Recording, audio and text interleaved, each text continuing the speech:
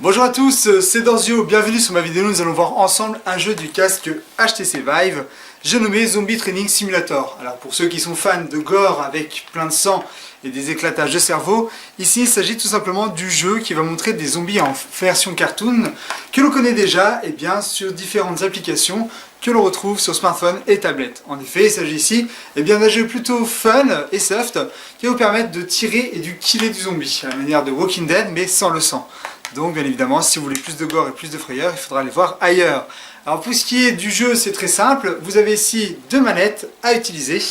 Ces manettes contiennent toutes les deux bien évidemment des gâchettes.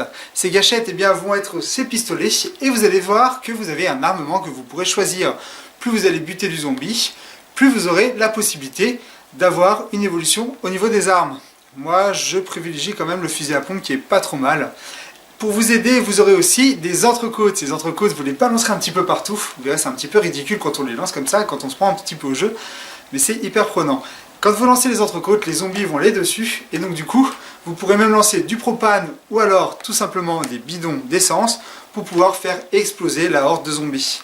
Le but du jeu, c'est de survivre par rapport aux vagues de zombies qui arrivent d'un petit peu partout en 360 degrés. Et je peux vous dire qu'on va commencer tout doucement. Et il y en aura de plus en plus jusqu'à la vague 10. Et ça devient un petit peu chaud à un moment donné. Pour ceux qui ont une seule arme au début, vous avez la possibilité de sortir un katana. En faisant ce geste-là, vous avez le katana et vous pourrez buter les zombies qui approchent de vous. Alors c'est vraiment génial, les différentes armes sont vraiment cool. Le fait de pouvoir lancer un petit peu des bombes de propane comme ça, c'est hyper fluide. Donc je vous invite à voir un petit peu toute cette expérience à travers le gameplay que je vais vous faire maintenant. Et bien sûr, j'attends vos commentaires et vos réactions sur la vidéo de la chaîne YouTube. C'est parti!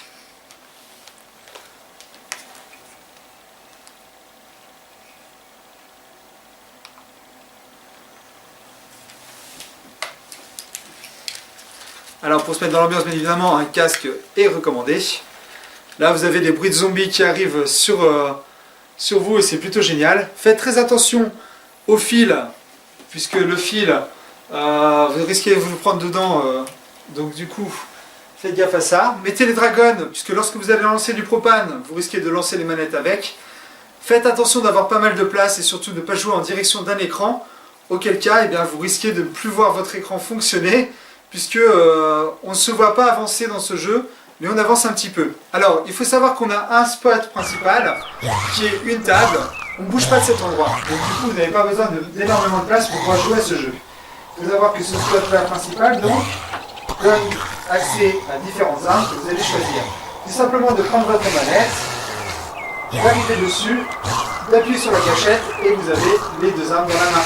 Pour pouvoir tout simplement recharger les armes en cours de jeu, il suffit d'appuyer sur le bouton circulaire avec votre pouce et c'est parti.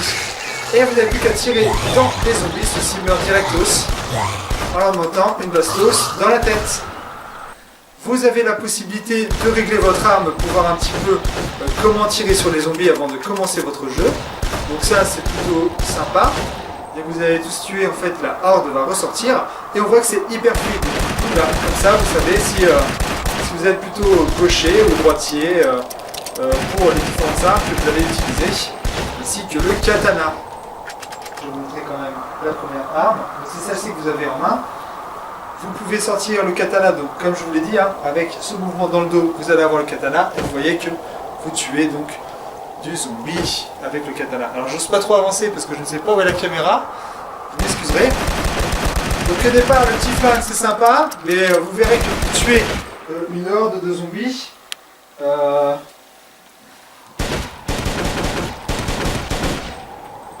est recommandé d'avoir des armes beaucoup plus puissantes que vous obtenez au fur et à mesure des kills. Vous voyez ici le nombre de kills que vous avez fait pendant toutes les parties. Vous avez ici donc le nombre de kills à faire pour pouvoir débloquer les armes. Donc vous voyez ici en plus un petit peu tout ce que vous pouvez faire avec les armes. Ici vous avez 2 heads, c'est-à-dire qu'en une balle vous pouvez tuer 2 têtes à chaque fois. Si vous restez appuyé dessus, là la horde ne vous résiste pas. Donc on a un mode ski test, c'est ce que nous venons de faire. Maintenant on va voir le mode survival. Vous avez ici 6 possibilités qui va d'un mode expert à un mode novice. On va voir un des modes expert et un des modes novice. Je vais choisir, eh bien, pour le mode novice, le tout premier mode. Et on a ici donc, eh bien, une apocalypse. Vous voyez ici le score global de tous les joueurs qui ont joué à ce jeu. Et vous avez ici Wave Select. Quand vous tapez sur Wave Select, eh bien, vous pouvez voir la vague d'ennemis que vous voulez. Ici, dans notre arsenal, on a le site du propane. Ce propane permet de killer les zombies à plus grosse échelle. Donc, si vous voulez killer un groupe de zombies, c'est ce qu'il faut faire. Au début de chaque partie, pensez à lancer 1 ou 2 steaks. Ils donnent envie, hein. On ne peut pas les manger. Donc ces steaks, il faut les balancer comme ça sur le terrain. Les zombies vont aller dessus et vous pourrez les buter plus facilement. Vous avez du propane en dessous, qui peut être remplacé par des bonbonnes de gasoil par exemple. Et enfin des grenades que vous pouvez balancer qui exploseront sur les zombies. Allez, trêve de plaisanterie, on y va. On commence par la première vague. Vous voyez, j'ai lancé déjà un premier steak. Je vais en lancer un deuxième ici. Comme ça, mes petits zombies vont aller dessus. Alors bien évidemment, le steak à un moment donné sera mangé par les zombies. Là, votre but, hein, c'est vraiment donc de tous les tuer. Donc vous voyez la vague qui arrive ici, hein, elle est plutôt impressionnante. Donc là, il n'y en a plus une seule. Et ils vont tous se faire tuer par ma bouteille de propane. Une fois que je le désire, voilà. Donc vous voyez, hein, vous pouvez faire à grande échelle. Donc vous voyez là, les zombies vont se rapprocher de moi. J'ai pas trop envie. Voilà, la grenade fait son effet, c'est parfait. Donc vous voyez, hein, dès qu'il n'y a plus de steak, les zombies vous attaquent directement. Donc pensez à bien jeter votre steak pour que les zombies aillent dessus. C'est très important, vous voyez, donc ils se dirigent dessus facilement. Et puis ensuite, eh ben, vous amusez. Hein. Voilà. Donc là, on a fait la première petite expérience. Donc c'est pour se mettre en jambe. Maintenant, ça va moins rigoler. Donc pensez à lancer tout de suite du steak, parce que sinon vous allez vite déborder. C'est une technique que j'ai donc expérimentée et qui a fait ses fruits, hein, il faut le dire. Donc dès que vous avez en fait un nombre incalculable de bestioles qui apparaissent, donc là vous voyez, ils arrivent tous au même endroit. Donc regardez, hein, ils sont vraiment tous au même endroit. On va le jeter un peu plus loin, on va jeter du propane. Boum. Voilà, donc là c'est une technique qui est pas trop mal. Vous jetez au début du steak, un peu dans tous les sens, pas vous faire avoir, et ensuite eh bien, vous laissez venir les zombies et vous les killez tous comme ça un par un. Alors vous voyez, le steak est mangé très vite, hein. Donc après, ce qui est cool, c'est que vous avez de la bouteille de propane qui apparaît directement dans le jeu.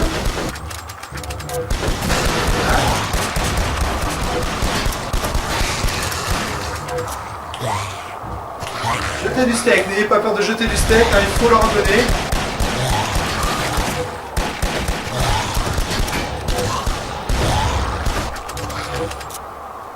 Ah, vous pouvez très bien viser et ça réapparaît. Alors ce jeu est d'une fluidité incroyable, vous êtes vraiment pris dans le jeu, donc du coup vous oubliez très vite les câbles, etc. Donc faites vraiment très attention aux câbles. Et vous voyez, on bouge très peu en fait, on reste très statique, et ça fait la force du jeu. Donc j'ai besoin de steak un peu plus là parce que 1, 2 et 3.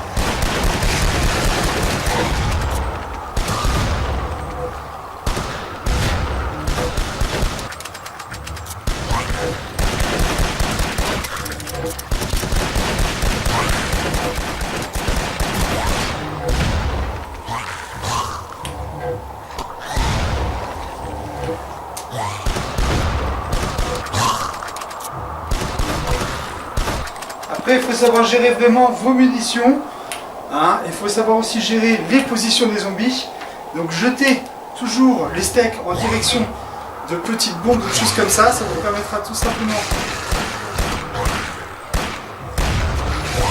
de jouer avec le décor. Attendez que les zombies apparaissent en nombre et killez-les directement. Voilà. Hein. Faites-les du masse. Tirez-leur en masse dessus. N'ayez pas peur d'utiliser du propane et des grenades, bien évidemment.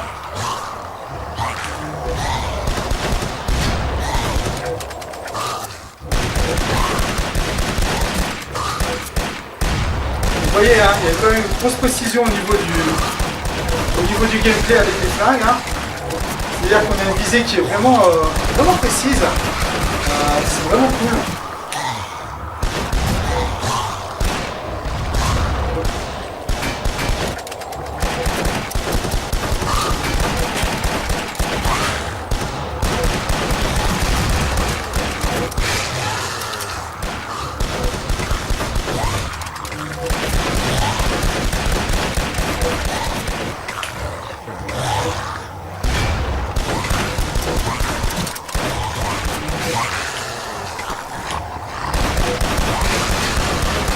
Les gars, hein.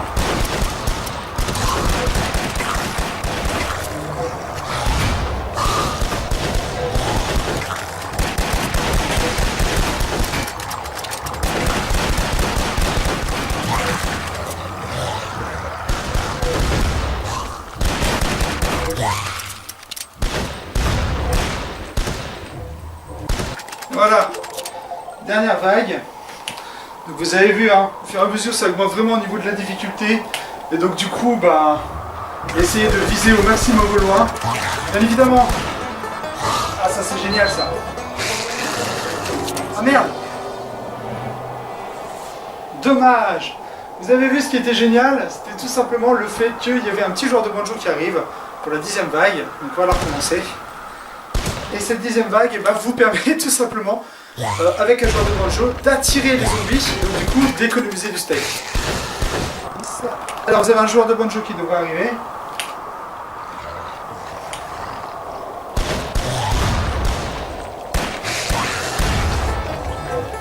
Joueur de banjo là.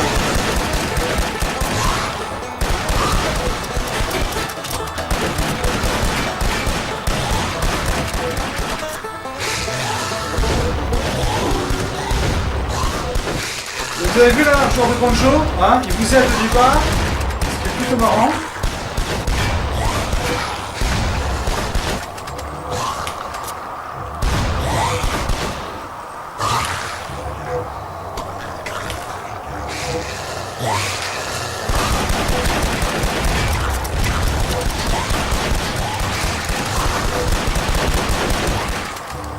Jetez de la propane, hein. Allez-y sur la propane, hein. N'ayez pas peur. Hein.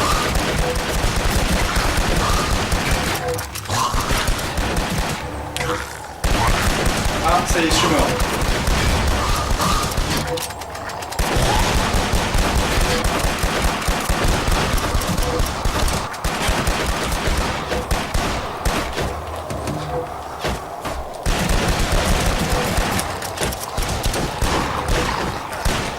Et voilà, je suis mort. Allez, on va faire celui-ci.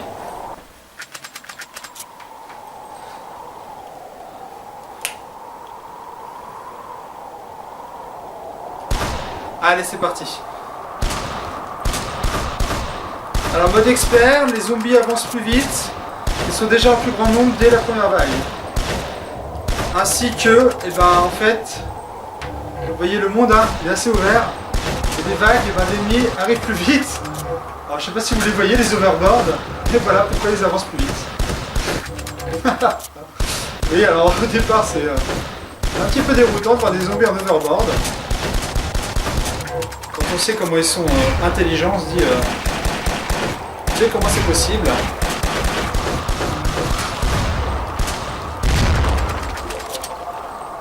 Voilà, vous avez vu, hein, vous avez aussi un nombre de steaks qui est un petit peu amoindri, il me semble.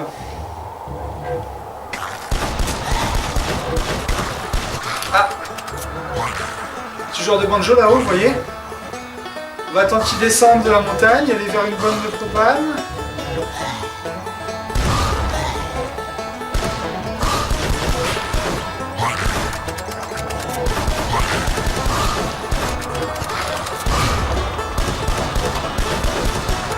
Tant que vous laissez le joueur de banjo faire sa musique pendant un certain temps, vous avez la tranquillité pour pouvoir jeter.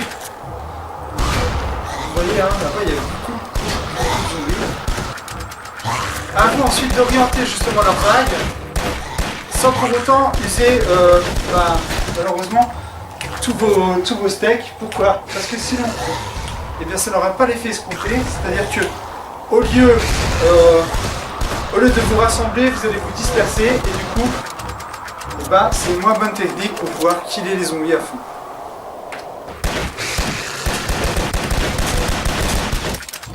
Alors vous voyez, hein, dès qu'on a sélectionné une arme, par contre, on peut plus en sélectionner une autre. On est obligé de rester donc avec le couple d'armes que l'on a sélectionné. Il faudra attendre donc la prochaine vague pour pouvoir le faire. Donc là, la vague vient que d'un côté.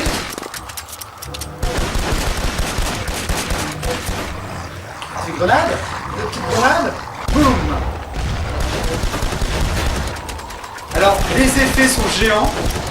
On a des effets de nuages qui est totalement excellent au niveau de l'ombre, comme vous pouvez le voir ici. Alors, ça va être en version cartoon. Vraiment, c'est prenant. C'est hyper prenant. Et vous avez aussi, donc je vous disais, je vous parlais de la fluidité, mais vous avez donc un monde qui s'ouvre à vous et qui vous permettra tout simplement eh bien, de vous éclater pour tout type de zombies.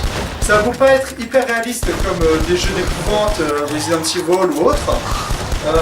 Il n'empêche que c'est fun et vous pouvez vite paniquer à la vue de la horde de zombies qui vient vous attaquer. Et ça c'est vraiment grandiose.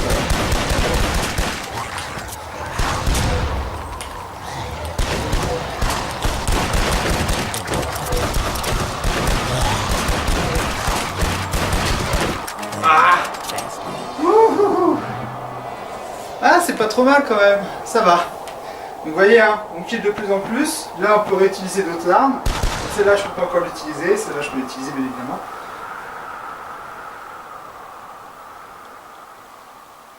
Modélisation, elles sont sympas. Et tout tourne parfaitement bien. Donc c'est vraiment, vraiment génial comme jeu. Donc moi, je vais montrer donc un mode expert et un mode donc pour bien débuter. Alors on a pu voir que c'était un jeu qui était plutôt fun. Donc voilà pour le jeu Zombie Training Simulator, alors que bien sûr l'utilisation du HTC Vive ne vous donne pas une coupe super sexy. Il faut savoir tout simplement que ce jeu pour fonctionner de façon optimale devrait être calibré pour ceux qui ont peu d'espace ou ont peur d'abîmer les choses autour d'eux.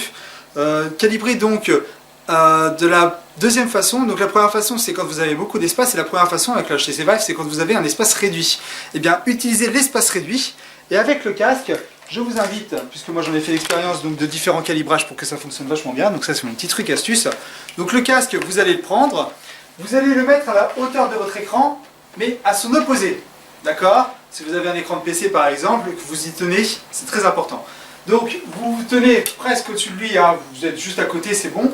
Vous visez tout simplement l'opposé et ainsi comme ça vous allez pouvoir valider tout simplement la position du casque central. Une fois que la position du casque central aura été validée dans cette position, à côté de l'écran, vous allez devoir régler la hauteur. Ce que je vous invite à faire, c'est tout simplement à regarder cette position à l'opposé de l'écran, le mettre sur votre nez, vous savez combien que vous mesurez, vous enlevez tout simplement eh bien, une dizaine de centimètres pour avoir donc la taille exacte. Moi j'ai enlevé en tout, je faisais 1m86, j'ai mis 1m78. Donc vous voyez, hein, 10 à 8 cm d'enlevé et c'est largement suffisant. Une fois que vous avez tout simplement calibré comme il faut votre casque HTC Vive dans un espace réduit, vous verrez que, vu que Zombie Training Simulator ne propose qu'un spot où vous vous tenez, c'est-à-dire le spot où on a la petite table là, avec les armes dessus, et bien vous verrez que ce spot en fait se trouve décalé par rapport à votre écran. Votre écran, vous l'aurez dans le dos et vous pourrez donc killer tous les zombies qui sont aux alentours ici et ainsi eh bien, jouer d'une façon beaucoup plus sympa pour vous puisque vous n'aurez pas peur d'aller toucher quelque chose. Bien évidemment, il ne faut pas qu'il y ait d'autres choses derrière l'écran qui pourraient se casser. Mais au moins, vous êtes sûr que vous n'allez pas venir casser votre écran et ça, c'est quand même quelque chose de très important, surtout si c'est un téléviseur. Et le seul téléviseur de la famille. Allez, dernière petite astuce pour ceux qui voudraient tester le casque HTC Vive, j'ai qu'une adresse pour vous, le www.demous.com. En effet, cette start-up française est une communauté qui permet de mettre en relation des personnes qui voudraient tester un produit avec des personnes qui l'ont. Pour le cas du HTC Vive, j'aimerais bien le tester chez quelqu'un, autour de moi.